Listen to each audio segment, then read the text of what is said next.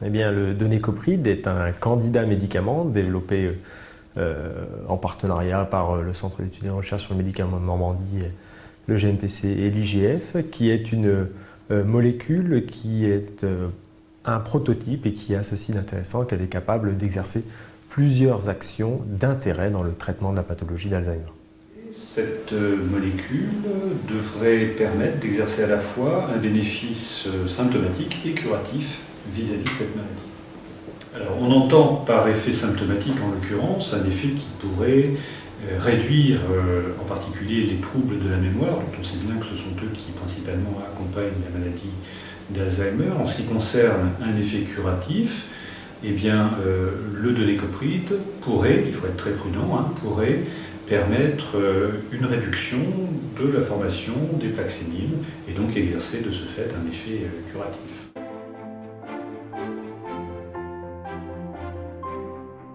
Alors c'est beaucoup trop tôt, il faut encore une fois être très prudent, il ne s'agit pas d'un médicament, il s'agit d'un candidat médicament ou si vous préférez d'un prototype, d'un nouveau type, mais on est encore très loin d'une mise sur le marché. Il est encore trop tôt pour qu'il soit administré chez l'homme. Il y a de nombreuses phases à passer avant qu'il soit essayé dans des essais cliniques.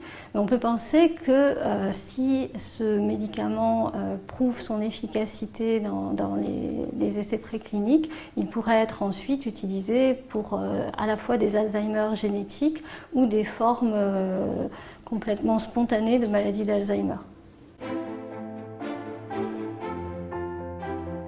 Aujourd'hui, il y a une grande difficulté pour les unités de recherche publiques à trouver de l'argent pour faire avancer leur programme de recherche et c'est pratiquement uniquement avec cette source de financement que nous parvenons à travailler, c'est donc particulièrement important. Souvent, les associations comme ça, qui sont issues de donateurs privés, vont oser prendre un risque de financer un programme qui amène des idées nouvelles, des idées originales par rapport au paysage et aux dogmes scientifiques.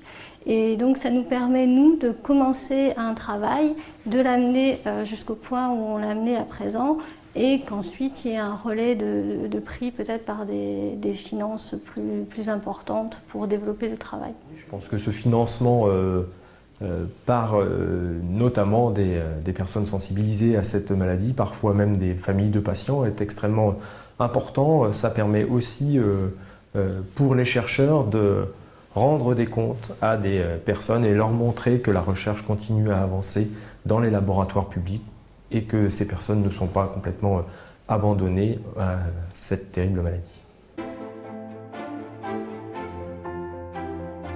Il ouvre de grandes perspectives, mais il n'est absolument pas terminé, comme je vous l'ai dit plusieurs fois. C'est un début maintenant. Il faut qu'il soit concrétisé, mais nous sommes très confiants parce que, encore une fois, ce prototype, il appartient à une nouvelle famille de molécules, à un nouveau concept, si vous voulez, et nous sommes très confiants dans le progrès que ce concept pourra amener dans le domaine de la thérapeutique anti-Alzheimer. Merci à l'ALECMA, en tout cas, de nous avoir aidés sur ce programme. Je remercierai l'ALECMA et ses donateurs pour avoir cru en ce programme et nous avoir donné le coup de pouce pour démarrer cette aventure. Je voulais juste remercier effectivement la Ligue européenne contre la maladie d'Alzheimer de nous avoir fait confiance pour développer ce programme.